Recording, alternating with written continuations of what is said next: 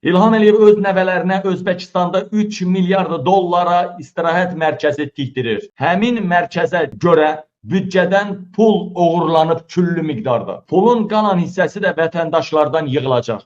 Lakin büdcədən pul oğurlandığı üçün dövlət büdcəsindən maliyyələşən, yəni işləyən insanların, dövlət büdcəsindən pul alan, maaş alan insanların sayı azaldılacaq. Yəni ixtisarlar çox olacaq. Çünki İlham Əliyev büdcədən pul oğurlayıb nəvələrinə görə. İlham Əliyevin öz əmri ilə çox az adama büdcədən maaş veriləcək.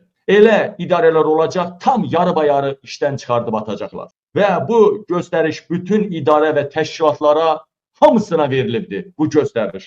İlham Əliyev nəvələrinin otellərinə görə milləti minir. Buna görə maaşlar da qalxmayacaq, pensiyalar da qalxmayacaq və çoxsaylı insanlar işdən çıxardılacaq, ixtisarlar olacaq və dərəcə ilə maaş alanların dərəcələri əldən gedəcək.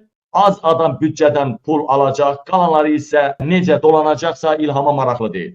Hətta ordu bölmələrindən çox saylı, xüsusilə Maxev və Gizirlərdən çox saylı işdən atılacaq, müqavilə müddəti başa çatanı artırmayacaqlar. Hətta polis orqanlarından da müəyyən qədər faiz polislər belə incidilərək işdən çıxmağına vəsilə yaradacaq.